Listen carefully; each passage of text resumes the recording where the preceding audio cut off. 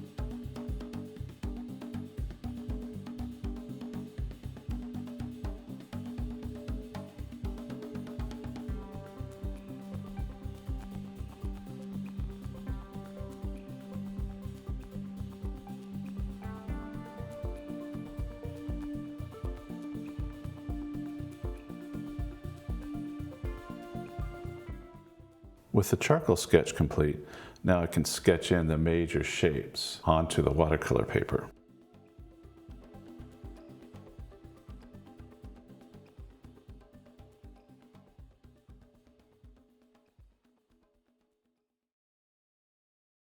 I'm putting some water in to soften areas that will be the initial wash, the first color going into the painting.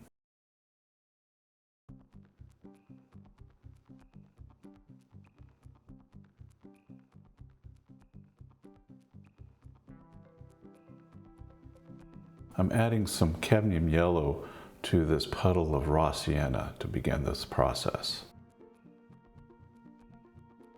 I'm trying to carefully paint around the white areas that I want to preserve. The only white that I'm going to use will be for some of the whiskers at the very end around the mouth.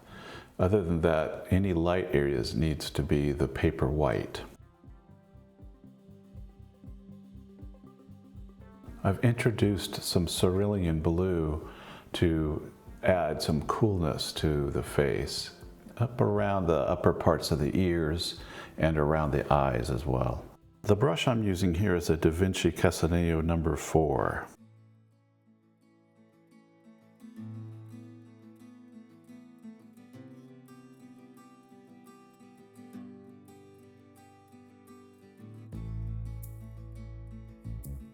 Again, here you see me use some of the cerulean blue to shift the hue a bit.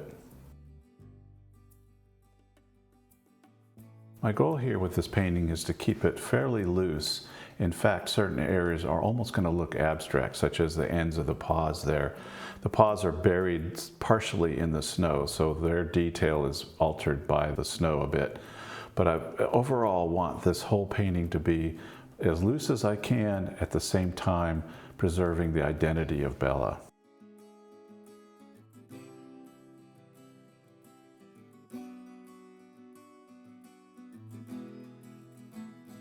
After letting the painting dry, I can start introducing some darker paints. This is a Quinacridone Rust made by Graham.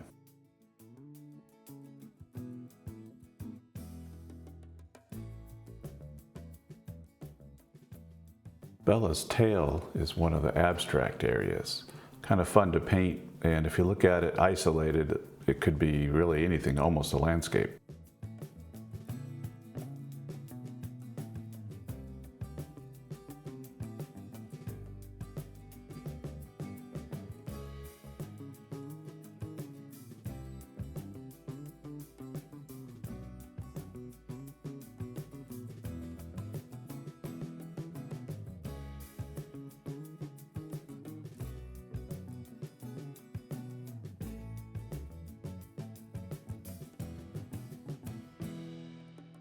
I've introduced some burnt sienna by Holbein and some quinacridone gold by Graham as well. Doing this adds some very subtle color and tone variations to the picture.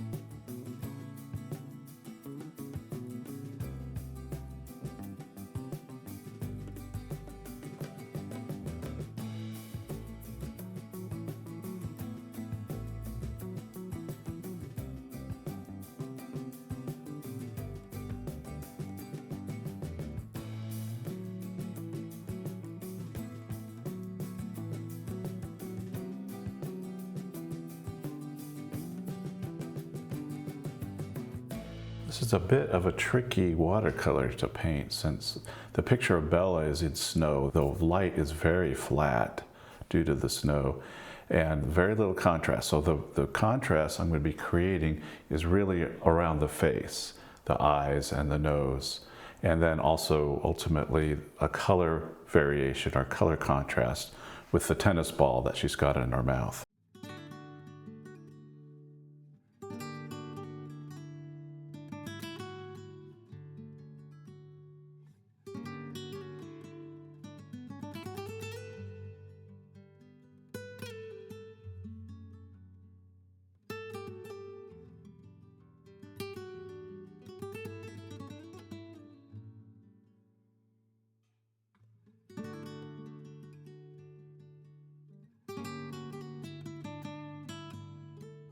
I'm keeping the area below her head fairly loose and abstract. I don't really want the viewer to look down there very long. It's really about her face.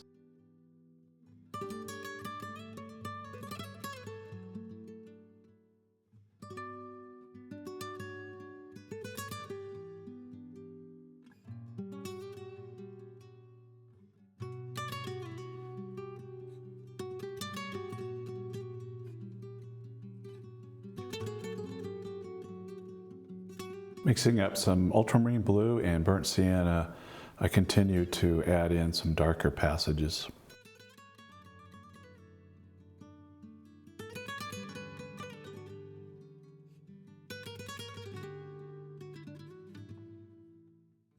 The eyes are really important. I've got to get these right to really nail the likeness. Sorry for the top of my head bobbing in and out, but I needed to kind of lean over to make sure I'm getting these areas correct.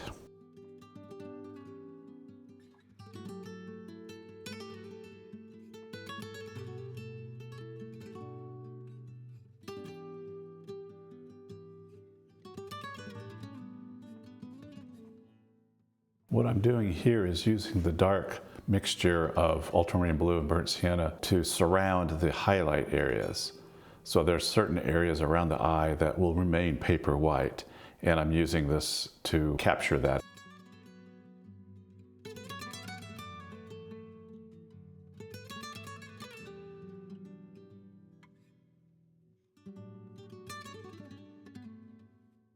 While painting the eyes, I realized I didn't leave enough of the white area above the eye. Some of the fur around the eye and around the nose is white.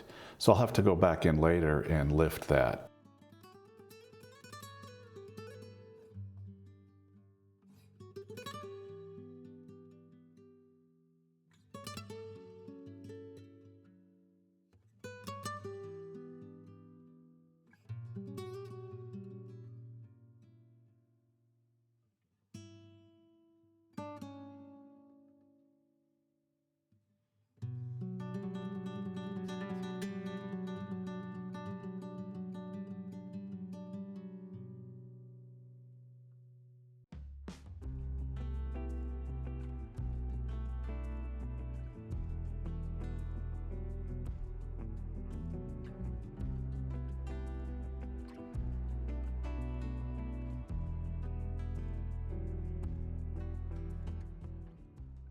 The nose and tongue have a red element to them, so I'm adding some alizarin crimson to that dark mix.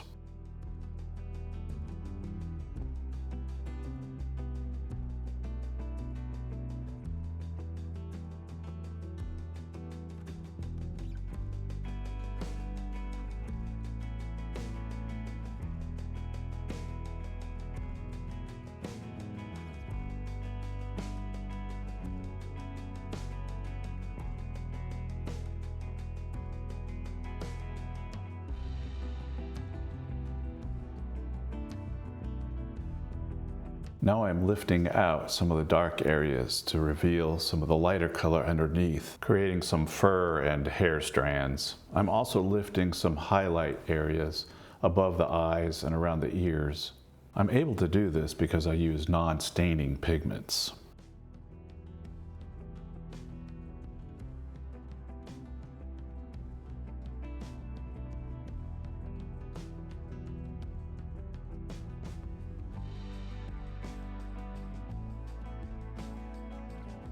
Now for the snow and the surrounding areas, really it's going to be very cool reflections of the sky and some shadows, but very subtle. I just want to give the feeling that she's laying in some snow. Now I'm using some opaque white watercolor and a needle brush to quickly draw in some of the whiskers around the mouth. Well, that's about it for Bella. Thanks for watching, and if this is something you enjoy, please subscribe and like, and we'll see you next time.